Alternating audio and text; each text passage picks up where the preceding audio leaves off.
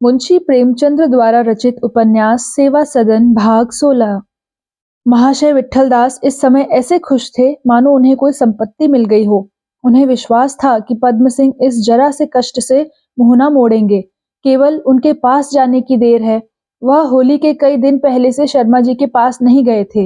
यथाशक्ति उनकी निंदा करने में कोई बात उठा न रखी थी, जिस पर कदाचित अब वह मन ही मन लज्जित थे। इस पर भी शर्मा जी के पास जाने में उन्हें जरा भी संकोच न हुआ। उनके घर की ओर चले। रात के 10 बज गए थे। आकाश में बादल उमड़े हुए थे। घोर अंधकार छाया हुआ था, लेकिन राग रंग का बाजार पूरी रौनक पर था। अट्टालिकाओं से प्रकाश की किरणें छिटक रही थी। कहीं सुरीली ताने सुनाई देती थी, कहीं मधुर हास्य की ध्वनि, कहीं आमोद प्रमोद की बातें। चारों ओर विषय वासना अपने नग्न रूप में दिखाई दे रही थी। दाल मंडी से निकलकर विट्ठलदास को ऐसा जान पड़ा मानो वह किसी निर्जन स्थान में आ गए। रास्ता अभी बंद न हुआ था। विट्ठलदास को ज्यों ही कोई परिचित मनुष्य मिल जाता, वह उसे तुरंत अपनी सफलता की सूचना देते। आप कुछ समझते हैं कहाँ से आ रहा हूँ? सुमन बाई की सेवा में गया था। ऐसा मंत्र पढ़ा कि सिर न उठा सकी। विधवा आश्रम जाने पर तैयार है। काम करने वाले यों काम किया करते हैं। पद्म सिंह चरपाई पर लेटे हुए निद्रा देवी की आराधना कर रहे थे कि इतने में विट्ठलदास ने आकर आवाज दी। जीतन कहार अपनी कोठरी में बैठा हुआ दिन भर की कमाई का हिसाब लगा रहा था कि आवाज कान में आई। बड़ी फुर्ती से पैसे समेटकर कमर में रख लिए और बोला, कौन है? विट्ठलदास ने कहा, अजी मैं हूँ। क्या पंडित जी सो गए? जरा भीतर जाकर जगा दो, मेरा नाम लेना, कहना बाहर खड़े हैं, बड़ा जरूरी काम है, जरा चले आए। जीतन मन में बहुत झुंझलाया। उसका हिसाब अधूरा रह गया।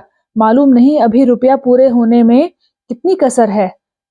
अलसाता हुआ उठा, किवाड़ खोले, पंडित जी को खबर दी। वह समझ गए कि कोई नया समाचार होगा, तभी यह इतनी रात गए आए हैं। तुरंत बाहर निकल आए। विट्ठल बोले, आइए, मैंने आपको बहुत कष्ट दिया, क्षमा कीजिएगा। कुछ समझे कहाँ से आ रहा हूँ? सुमन बाई के पास गया था। आपका पत्र पाते ही दौड़ा कि बन पड़े और उसे सीधी राह पर लाऊं। इसमें उसी की बदनामी नहीं, सारी जाति की बदनामी है। वहां पहुंचा तो उसके ठाठ देखकर दंग रह गया। वह भोली भाली स्त्री अब दाल मंडी की रानी है। मालूम नहीं इतनी जल्दी वह ऐसी चतुर कैसे हो गई। कुछ देर तक तो चुपचाप मेरी बातें सुनती रही, फिर रोने लगी। मैंने समझा अभी लोहा लाल है, 2-4 चोटें और लगाई, बस आ गई पंजे में। पहले विधवाश्रम का नाम सुनकर घबराई। कहने लगी, मुझे 50 रुपए महीना गुजर के लिए दिलवाइए। लेकिन आप जानते हैं यहाँ 50 रुपए देने वाला कौन है। मैंने हामी ना भरी। अंत में कहते सुनते एक शर्त पर राजी हुई। उस शर्त को पूरा करना आपका काम है। पद्म सिंह ने विस्मित होकर विट्ठलदास की ओर देखा। विट्ठलदास बोला, घबराइए नहीं, बहुत सीधी सी शर्त है। बस यही कि आप जरा देर के लिए उसके पास चले जाएं। वह आपसे कुछ कहना चाहती है। यह तो मुझे निश्चय था कि आपको इसमें कोई आपत्ति ना होगी। यह शर्त मंजूर कर ली। तो बताइए कब चलने का विचार है? मेरी समझ में सवेरे चलें? किंतु पद्म सिंह विचारशील मनुष्य थे। वह घंटों सोच विचार के बिना कोई फैसला न कर सकते थे। सोचने लगे कि इस शर्त का क्या अभिप्राय है। वह मुझसे क्या कहना चाहती है? क्या बात पत्र द्वारा न हो सकती थी? इसमें कोई ना कोई रहस्य अवश्य है। आज अबुल वफा ने मेरी बग्घी पर से कूद पड़ने का वृत्तांत उससे कहा होगा। उसने सोचा होगा यह महाशय इस तरह नहीं आते, तो यह चाल चलूं, देखूं कैसे नहीं आते। केवल मुझे नीचा दिखाना चाहती है। अच्छा, अगर मैं जाऊं भी, लेकिन पीछे से वह अपना वचन पूरा ना करे तो क्या होगा? यह युक्ति उन्हें अपना गला छुड़ाने के लिए उपयोगी मालूम हुई। बोले, अच्छा, अगर वह अपने वचन से फिर जाए तो? विट्ठल बोले, कैसे फिर जाएगी? ऐसा हो सकता है? पद्म सिंह बोले, हाँ, ऐसा होना असंभव नहीं। विट्ठल बोले, तो क्या आप कोई प्रतिज्ञा पत्र लिखवाना चाहते हैं? पद्म सिंह बोले, नहीं, मुझे संदेह यही है कि वह सुख विलास छोड़कर विधवाश्रम में क्यों जाने लगी और सभा वाले उसे लेना स्वीकार कब करेंगे? विट्ठलदास बोले, सभा वालों को मनाना तो मेरा काम है, ना मानेंगे तो मैं उसके गुजारे का और कोई प्रबंध करूंगा।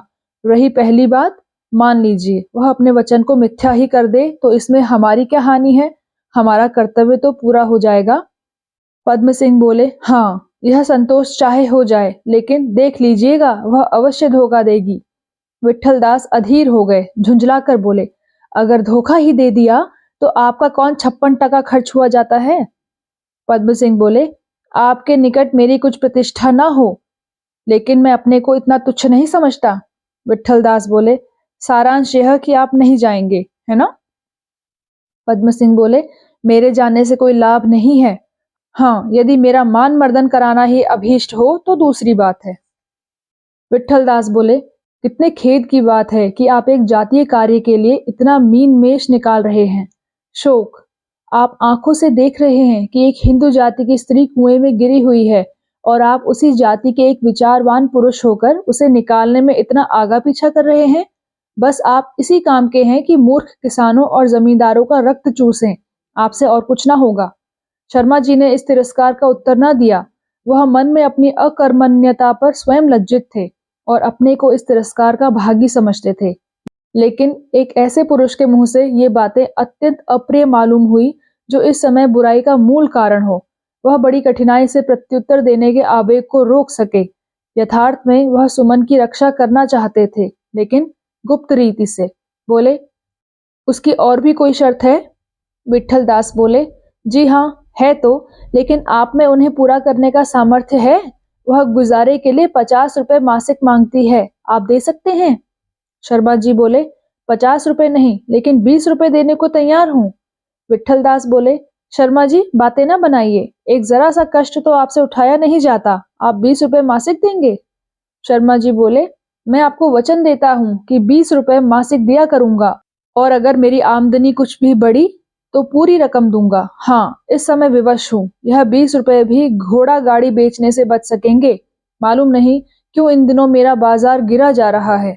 विट्ठलदास बोले, अच्छा, आपने 20 रुपए दे ही दिए तो शेष कहाँ से आएंगे। औरों का तो हाल आप जानते ही हैं। विधवा आश्रम का चंदा ही कठिनाई से वसूल होता है।